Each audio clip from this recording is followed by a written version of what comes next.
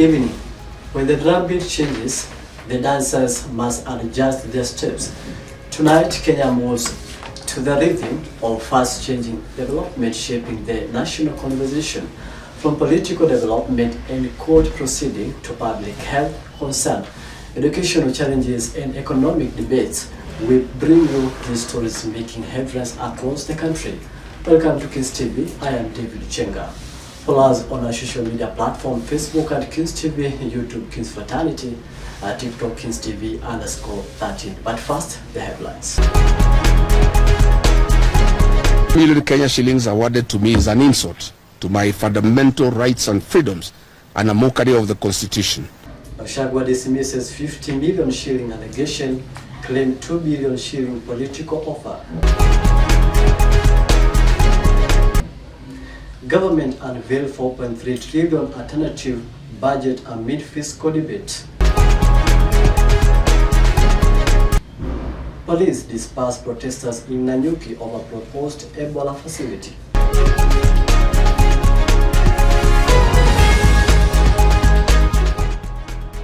The political and legal developments surrounding former Deputy President Rigathi Gachagua continue to attract national attention. What began as parliamentary proceeding has now moved into the courts with legal decision and public reactions shaping the next phase of the matters. As the process unfolds, many Kenyans are closely following the developments and their implication for governance and the rule of law. Please, Karaoke, have been following the story. No more points of order. Your Excellency, Deputy President, as you take the floor. The political fallout surrounding former Deputy President Rigathi Gachagua reached its peak on October 8, 2024, when the National Assembly voted overwhelmingly in support of a motion seeking his removal from office. A total of 281 members of parliament backed the impeachment motion, surpassing the constitutional threshold required to send the matter to the Senate for trial. Gachagua, who denied all allegations against him, maintained that the process was politically motivated. With the National Assembly having approved the motion, attention shifted to the Senate. On October 15th, Gachagua made a last-minute attempt to stop the proceedings through the courts. However, High Court Judge Chacha Mwita declined to issue conservatory orders, ruling that Parliament was constitutionally mandated to carry out the impeachment process. This cleared the way for senators to proceed with the trial. On October 16th, the Senate formally commenced the impeachment hearing. During the proceedings, the charges against the former Deputy President were read out one by one. Gachagua pleaded not guilty to all 11 counts. Senators listened to the submission from both the National Assembly prosecutors and Gachagua's legal team. Late on the night, October 17th, senators began voting on each of the 11 impeachment grounds. The House upheld 5 charges. More than 2/3 of senators supported the motion on the key charges, thereby meeting the constitutional threshold required for removal from office. Senate Speaker Amason Kingi subsequently declared that Rigathi Gachagua had ceased to hold office as Deputy President of the Republic of Kenya, making him the first Deputy President in Kenya's history to be impeached and removed from the office through a Senate trial. Following the Senate's decision, a flesh legal battle immediately unfolded in court as Gachagua challenged the impeachment process. His legal team urged that the proceedings violated constitutional safeguards and sought judicial intervention to overturn the Senate's decision. Nearly 2 years later, on June 8, 2026, a 3-judge bench comprising Justice Eric Ogola, Anthony Murima, and Fred Mugambi delivered a landmark judgment. The court upheld Gachagua's impeachment, ruling that both National Assembly and the Senate acted within their constitutional mandate and that the removal process could not be reversed after a successor had already been lawfully appointed. Arising from all that we have said, these are the orders that we make. 1, the prayer seeking to quash the resolution of the Senate to impeach His Excellency Gachagua is hereby declined. 2, a declaratory order is hereby issued that His Excellency Gachagua's fair trial rights were infringed when the Senate declined to allow an adjournment in the impeachment proceedings despite his absence.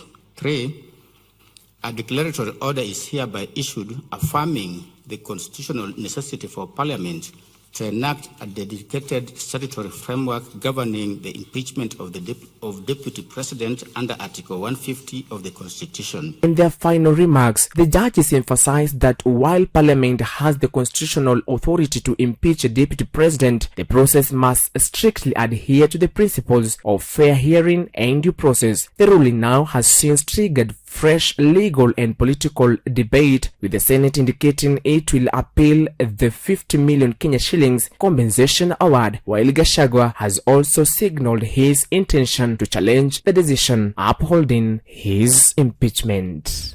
As political alliances shift, many Kenyans are now keenly watching what lies ahead of the former Deputy President Rigathi Gachagua and broader implications of the country's political future. Fuse Kariuki, Nairobi. Right, thank you so much, Fuse Kariuki. Concern is growing over rising cases of student indiscipline in some schools across the country. Education stakeholders report an increase in incident of unrest, vandalism, and other disciplinary challenges that have disrupted learning in several institutions. Teachers and school administrators are calling for stronger guidance and counseling programs, enhanced discipline measures, and closer collaboration between schools and parents. Gerald Maina reports. Concerns over the rising cases of unrest in Kenyan schools continue to attract national attention, with the government officials, parents, education stakeholders, and political leaders calling for urgent action. Deputy President Kithure Kindiki has assured Kenyans that the government is taking firm measures to address the growing cases of student unrest. He says authorities are working closely with education stakeholders to identify the root cause of indiscipline and ensure schools remains at a safe place for learning. We have had loss of life recently in a very unfortunate incident. After that, we've had a few other cases of tension, and in some instances, the school management boards and the principals have taken precautionary measures. Government spokesperson Isaac Mwaura has dismissed the calls to abolish boarding schools, saying the country should instead focus on addressing discipline challenges among the learners. He also said that the solution can only be achieved through cooperation between parents, teachers, religious leaders, and students. And what is happening? And you can see that there is a debate whether to have schools closed. There are others who are saying, let's do away with the boarding school. But honestly, as a nation, we have a challenge. And we have a challenge, and I think we need to address it. And maybe we as parents need to ask ourselves the question, are we parenting properly? What is lacking? Parents have also expressed the concern over the safety of their children following recent incidents of unrest and school fires. Many are calling for stronger guidance and counseling programs, improved communication between students and school administration. Meanwhile, former Basic Education Principal Secretary Julius Bitok, who recently urged schools heads to embrace dialogue with learners instead of forcing them in examinations, has been transformed to the State Department for Tourism in a government reshuffle. Julius Bitok has been replaced by John Lekakine, who moved from the tourism docket to take charges of basic education. John Lekaki assumes office at a time when the government is under pressure to restore calm in school following a wave of unrest reported across the country. As the school unrest continues, the stockholders are now calling for the responsibility to restore discipline in schools. Gerald Maina reporting for Kings TV.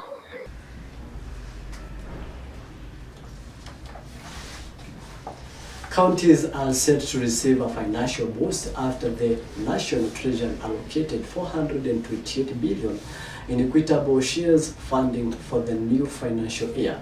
The funds are expected to support key services including healthcare, agriculture, roads and waters projects across the 47 counties. The Treasury has urged county government to ensure prudent use of public resources and strengthen accountability. Brenda Kinoti has the details. Counties across Kenya are set to receive 428 billion Kenya shilling in the 2026-2027 financial year following an agreement reached between the National Assembly and the Senate on the allocation of revenue to devolved units. The allocation marks an increase from 415 billion shilling allocated in the previous financial year and is expected to boost service delivery across the 47 counties. Now, we will use the most recent audited accounts, Senator Eddie, and that is what is there for us. So let's deal with what is there. So I really plead that we stick to 428 and we conclude this mediation today. If we agree to the 428, it is not defeat. We are just compromising, and the saving grace is that at least we will be able to guarantee that counties will get that 428. The agreement comes after weeks of consultation and negotiation between the two houses of parliament aimed at ensuring counties receives adequate resources to meet the growing demands of residents. County government rely heavily on these allocations to finance critical sectors such as healthcare, agriculture, water services, road maintenance, education, and other development projects. Council of Governors Chair Mahmoud Mohammed have welcomed the increase, saying it will help in boosting service delivery. Health services are expected to benefit significantly from the increased funding. I want to persuade you guys to find convergence because, this actually, if it is in terms of sessions, I probably think we've done more sessions than even 7. With counties anticipated to invest more resources in hospital medical equipment and healthcare personnel, the agriculture sector is also set to receive boost funding through programs aimed at enhancing food production and supporting farmers. Counties are likely to channel part of the funds towards construction and rehabilitation of roads, water projects, and other public facilities that contribute to economic growth and improved living standards. Despite the increase, some county leaders have argued that more resources are needed to effectively address development challenges, meet the rising of cost of living. They have called for continued collaboration between the national and county government timely disbursement of funds. The allocation of 428 billion is expected to boost development and improve service delivery in the counties. Brenda Kinoti, Kings TV. Victims of recent protest-related clashes are calling for compensation following injuries and losses reportedly sustained during the demonstration. Some affected individuals says they suffered injuries, property damage, and loss of livelihood during confrontation that occurred during the protest. They are urging relevant authorities to investigate the incident and provide appropriate support where necessary. Benzuki reports. Victims of anti-government protests held between 2017 and 2024, including those affected during 2024 Gen Z demonstrations, have issued the government with a 7-day ultimatum demanding the immediate release of compensation funds. The demands that are in this notice are clear and unequivocal, including immediate publication of a clear compensation implementation schedule, full disclosure of all funds allocated towards victims. The victims warn that they will stage protests from June 16th to June 25th if the government fails to meet their demands within the stipulated period. If the government does not proceed and keep its promise, then we shall proceed and have the daily protests up to and from 16th up to the 25th of June 2026. According to the victims, numerous affected families have been left in difficult economic situations while awaiting compensation promised by the government. The group says compensation is not a favor but a right that should be granted without unnecessary delays. The victims have also directed sharp criticism at President William Ruto, accusing him of failing to fulfill a public commitment that all protest victims should be compensated by the month of June. The victims now say they feel let down by what they describe as unfulfilled pledges from the country's leadership. As the 7-day deadline begins, pressure is mounting on the government to respond concerns raised by the victims. The group maintains that unless concrete action is taken and the compensation funds are released within the stipulated period, they will proceed with their planned demonstration across the country. The coming days are therefore expected to be crucial in determining whether a solution can be reached before fresh protest begins. The victims now await for the government's response, warning that the failure to release the compensation funds within 7 days will lead to protest. Reporting for Kings, my name, Ben Nzoki. Alright, now let's take our first commercial break. We will be right back. Don't go too far.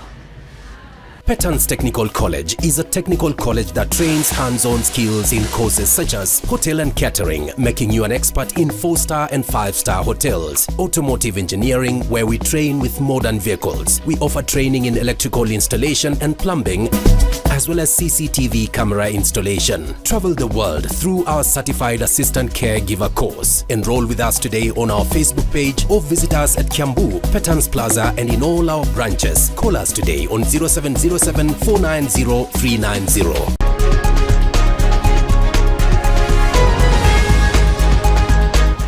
Welcome back. Former Deputy President Rigathi Gachagua has dismissed claims that he was offered 50 million to remain silent on political matters. Speaking during a public engagement, Gachagua alleged that individuals allied to President William Ruto attempting to influence him with offer worth up to 2 billion shillings. He said he rejected the alleged offers and remained committed to his political position. Would come out as well. The former Deputy President Rigathi Gachagua has strongly criticized a High Court ruling that upheld his impeachment while awarding him 50 million Kenyan shillings in damages for the violation of his right to a fair hearing. Speaking during a press conference in Nairobi on 8th of June, Gachagua described the compensation as an insult, arguing that it does not reflect the gravity of the constitutional violations identified by the court. Million Kenya shillings awarded to me is an insult to my fundamental rights and freedoms and a mockery of the Constitution. The former deputy president maintained that the case was never about money. Instead, he said it was about defending the Constitution, protecting due process and safeguarding the democratic rights of Kenyans. We are not interested. Money was never the issue here. Justice and constitutional supremacy was. In a dramatic revelation, Gachagua claimed that before the impeachment process began, President William Ruto had allegedly offered him 2 billion Kenyan shillings to resign from office voluntarily. Amount of money can stand between me, my rights, and the rights of the citizens of Kenya under the Constitution. So if I could reject 2 billion, offering me 50 million, is a serious joke. According to Gachagua, the alleged offer was meant to persuade him to leave office quietly and avoid a public political confrontation. However, he says he rejected the proposal because he believed resigning would amount to abandoning the principles he stood for. For now, Rigathi Gachagua remains determined to continue his legal fight, insisting that the issue at stake is not financial compensation, but the defense of constitutional justice. The Court of Appeal is now expected to determine the next chapter in a case that has captured national attention and sparked intense political debate across Kenya. The former Deputy President Rigathi Gachagua has dismissed the 50 million Kenyan shillings award as an insult, maintaining his impeachment was politically driven. Reporting for Kings TV from Nairobi County, my name is Ruth Kamau. A humanitarian situation continues to unfold in Tana River County as flooding affecting thousands of residents and cuts off several villages. More than 3,000 families in Tarasa and Tana Delta sub-counties have reportedly seen displaced after River Tana burst its back, affecting homes, schools, health facilities, and farmers. Residents in temporarily camps are facing challenges including food shortage and limited access to healthcare, which is a world reports. A humanitarian crisis is unfolding in Tarasa, Tana Delta, where flood water from the overflowing River Tana have displaced more than 3,000 families. The floods, which began in April this year, have submerged homes, farms, and key access routes, forcing many residents to seek shelter in internally displaced persons camps. 131 households imekuwa submerged, the rest imekuwa totally affected. Hakuna kisima, hakuna choo, watu iko na shida. Hakuna chakula, iko na njaa. Sisi hatuna mahali pa kutegemea sahihi. Chakula kingi sana kimezama ndani ya maji. Education has also been severely affected, with hundreds of learners unable to attend school due to the swollen river. The situation is particularly dire at Adobe Primary and Junior School, where nearly half of the institution's 7,000 learners have stopped attending classes because they cannot safely cross the flooded areas. Shule ambazo zimeweza kuathirika kutokana na hii mkasa wa maji ni shule ya chekechea ya Samicha mahali tulipo. Pia shule nyingine ambayo kwamba imeweza kuathirika kutokana na hii mchakato wa maji ni Odoli Primary. The school has a population of around 700 pupils. For now, we are having less than 300.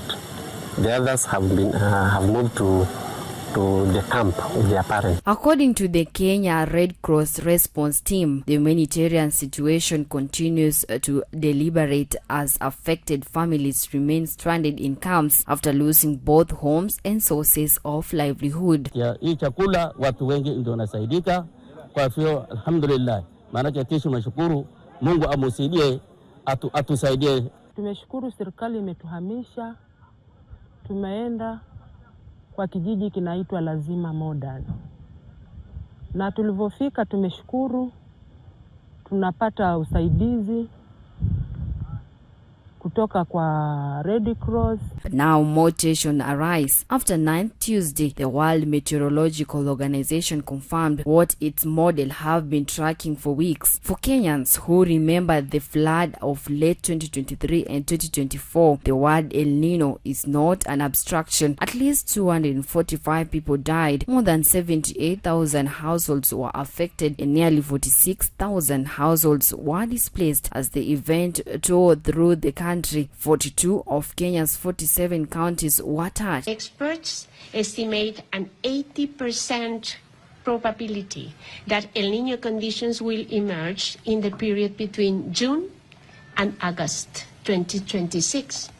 This likelihood increases to around 90% through the remainder of the forecast period, that is September-December. The image of entire villages underwater, of roads simply gone, of families picking through mud for what was left are not old memories. Now the cycle is about to start again. At Tarasa's residents now call for government and humanitarian organizations to provide urgent assistance, including food, clean water, shelter, and medical supplies as flood water continue to wreak havoc across the region. What was once a thriving community is now a scene of uncertainty and hardship. Families being displaced, children missing schools, and livelihoods being swept away by the relentless floods.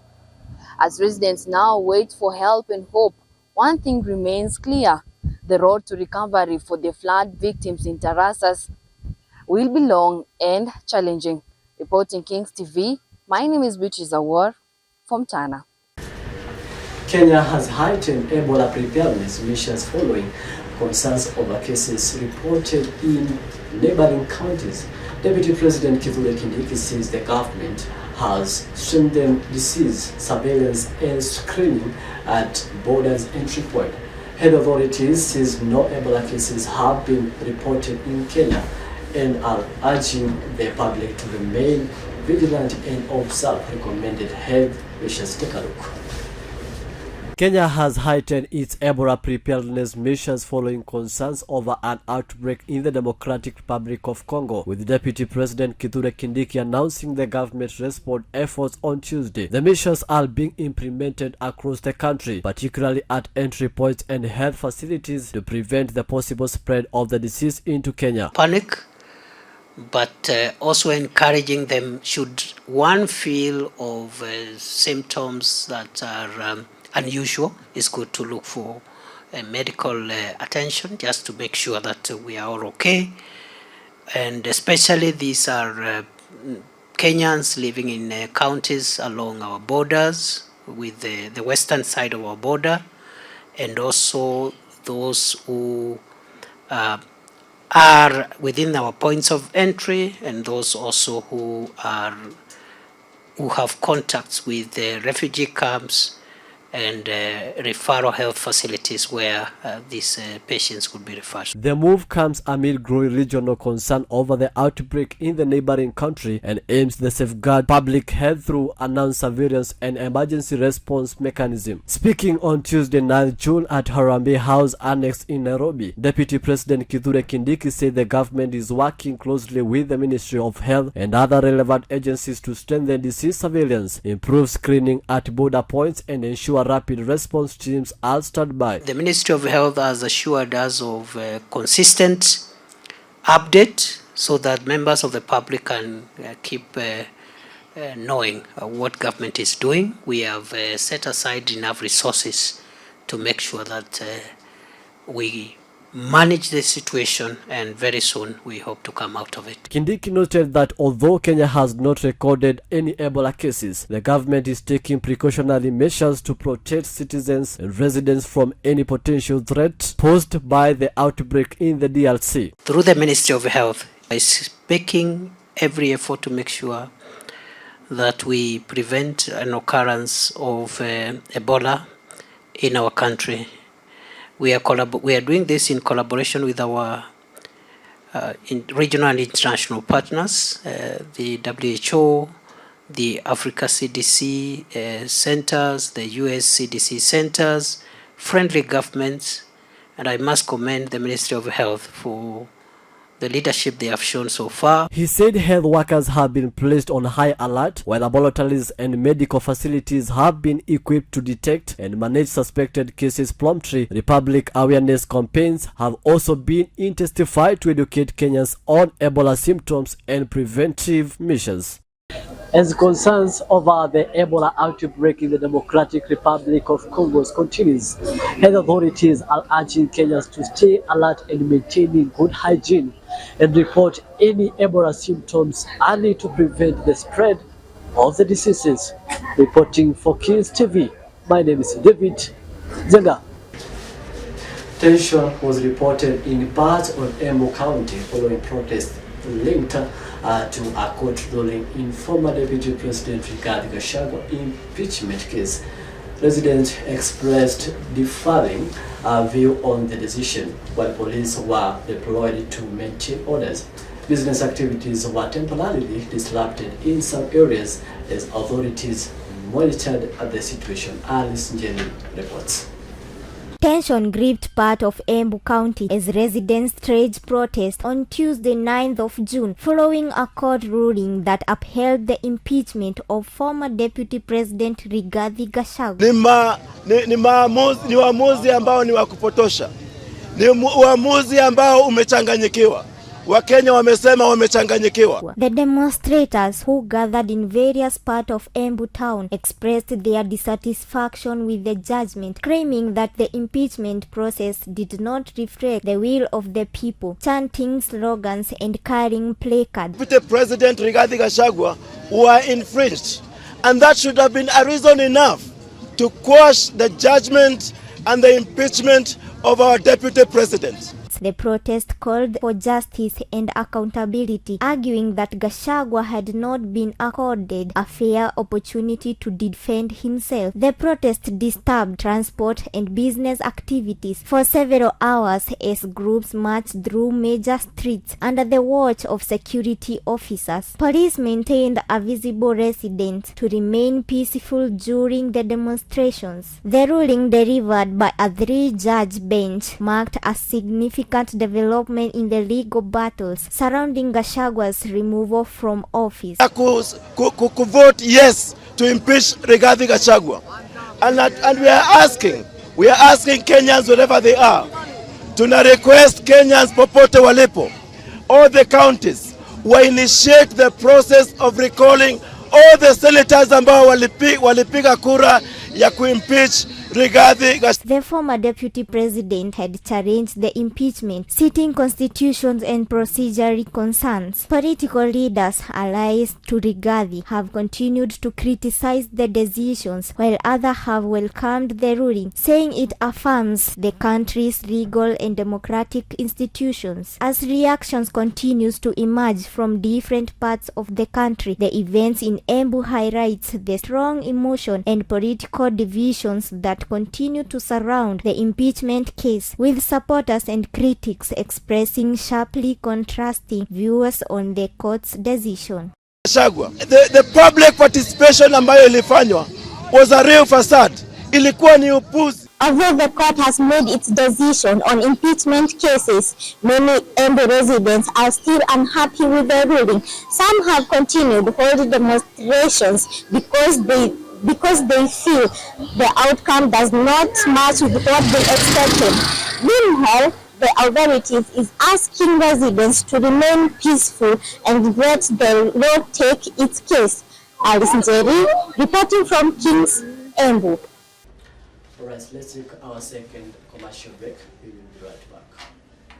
Petans Technical College is a technical college that trains hands-on skills in courses such as hotel and catering, making you an expert in 4-star and 5-star hotels, automotive engineering, where we train with modern vehicles. We offer training in electrical installation and plumbing, as well as CCTV camera installation. Travel the world through our certified assistant caregiver course. Enroll with us today on our Facebook page or visit us at Kiambu, Petans Plaza, and in all our branches. Call us today on 0707 490 390.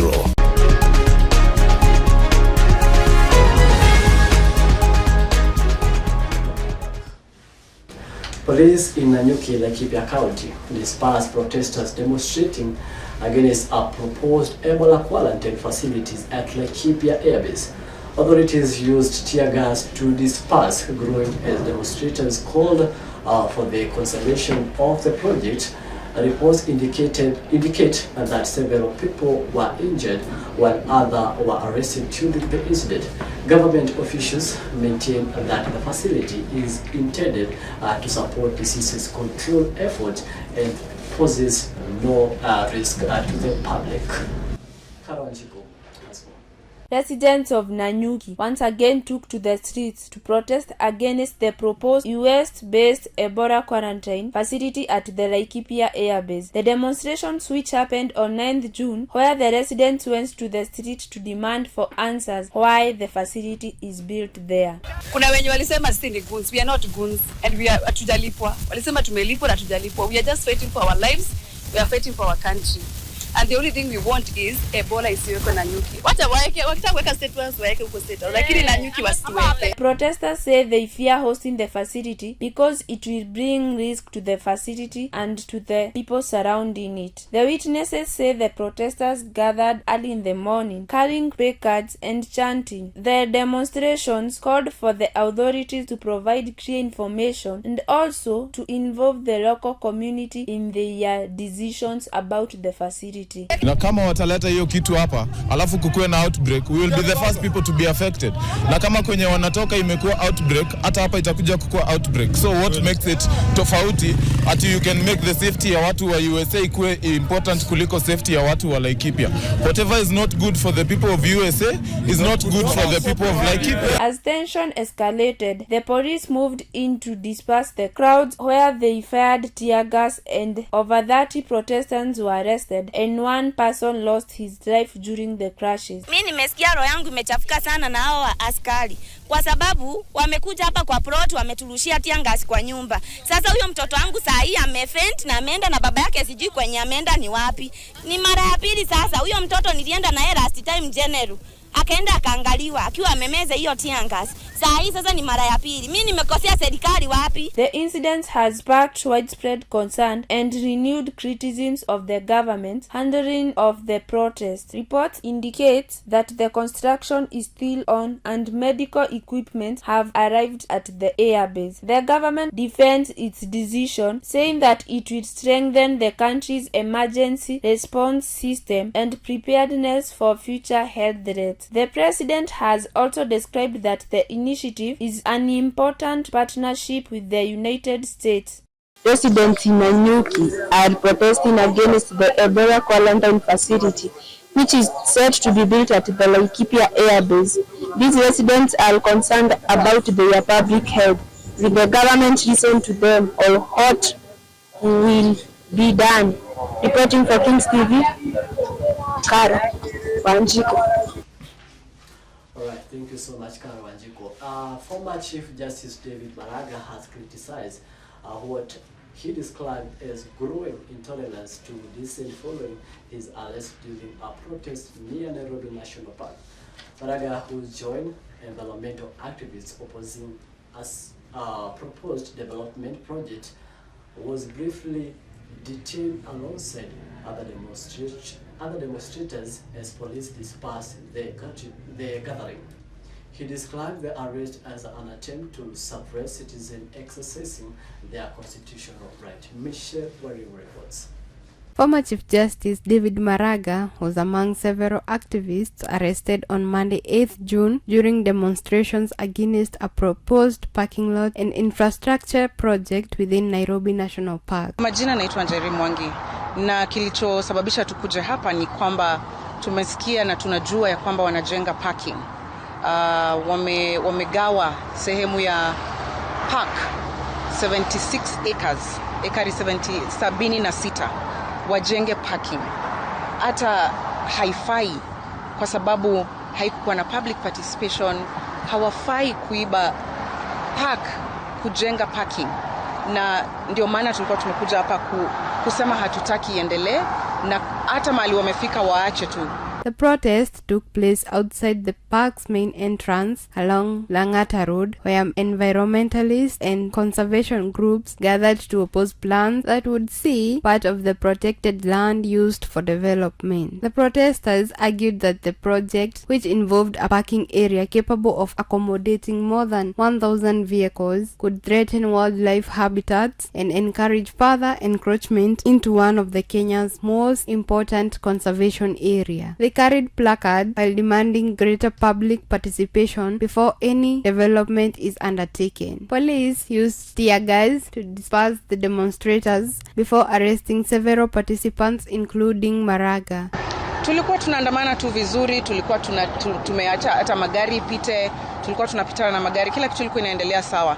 Alafu maafisa wa polisi wakatoka, wakapotea kidogo kidogo, tukakuja gari kubwa na polisi hawana uniform, na wakasema watu waingie kwa gari. Wakaweka CJ Emeritus, wakamkalisha chini na wenye walikuwa hapo karibu na yeye, na wakamweka kwa gari, na kisha baadaye wakaanza kutupatia gas. The former Chief Justice later stated that he had joined the protest to present a petition aimed at protecting the park from what activists termed to as unnecessary destruction. The Kenya Wildlife Service, however, defended the project, saying it is intended to improve facilities and expand the animal orphanage within the park. The conservation group say the arrest won't stop them from opposing further development in the park. Reporting for Kings TV, I'm Michelle Kiru. The government has unveiled a proposed 4.2 trillion alternative budget aimed at addressing key economic priorities and reshaping public spending. The proposal includes increased funding for development project, infrastructure, healthcare, and education, while seeking to reduce the fiscal deficit and improve revenue collection. Marion Akin has the details. On Thursday, 12 June 2026, at Parliament Building in Nairobi, the government has unveiled an alternative budget worth cash 4.3 trillion aimed at addressing key economic challenges facing the country. The budget proposes increased funding for education, healthcare, and agriculture and job creation programs, while also seeking to lower the cost of living for ordinary Kenyans. Speaking during the presentation, Treasury officials said the spending plan is designed to stimulate economic growth, improve service delivery, and support vulnerable households. Well, there is no easy budget. In fact, this year's budget is even informed by a number of challenges, one of which is the external shock that we are facing. Leaders and economic analysts are expected to examine the budget closely to determine impact on business, households, and overall economy. Members of Parliament will now debate the proposal before it is approved and implemented in the next financial year. For Kenyans, attention will be focused on whether the proposed measure will help lower the cost of living and create more opportunities for employment and economic growth. Reporting for Kings, I am Marion Akinyi. Let's take another commercial break. We will be right back.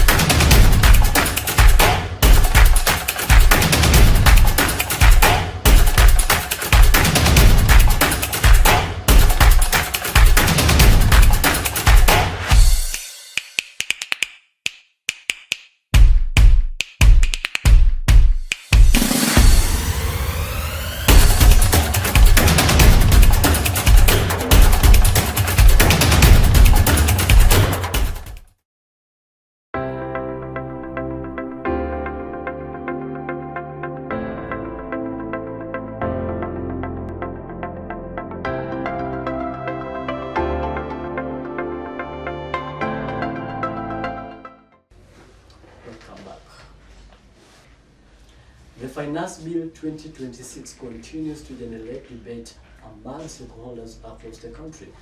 The proposed legislation outlines revenue-rising measures that supporters says are necessary to fund government programs and reduce dependence on borrowing. Critics, however, arguing that some proposals could increase in the cost of living and place additional pressures on households and businesses. Quilin Wanjiko reports. The proposed Finance Bill 2026 has received support from scrap metal dealer who says the changes could boost growth in the recycling sector while making tax compliance easier. The bill introduces a 1.5% withholding tax on scrap metal sales and proposes removing value-added tax VAT on scrap metal transactions. What we have in the current Finance Bill 2026 is to an advantage to the scrap metal industry, and we want to encourage it. Our recommendation is to strengthen formalization and reduce tax compliance risk. Treasury officials urge that the proposal will expand the tax base and boost government income at a time when the country is seeking additional resources to fund key development projects and public services. The government maintains that every sector of the economy should contribute its fair share towards national development. However, players in the scrap metals industries have expressed concern over proposed changes. They warn that the introduction of VAT could raise operation costs, reduce profit margins, and place additional pressure on small and medium-sized businesses that rely heavily on the sector. Qualifying scrap metal transactions could be exempted from VAT, and brought under a fair final tax regime that more accurately reflects the economics of the market while supporting compliance and revenue collection. The outcome of this decision will closely watched by investors, business and ordinary citizens, as the finance bill is expected to play a major role in determining Kenyan economic directions in the year ahead. Scrap metal dealers have backed the Finance Bill 2026 proposal, saying they could ease business operations. Kings TV Business, Eileen 10. Let's take another commercial break. We will be right back.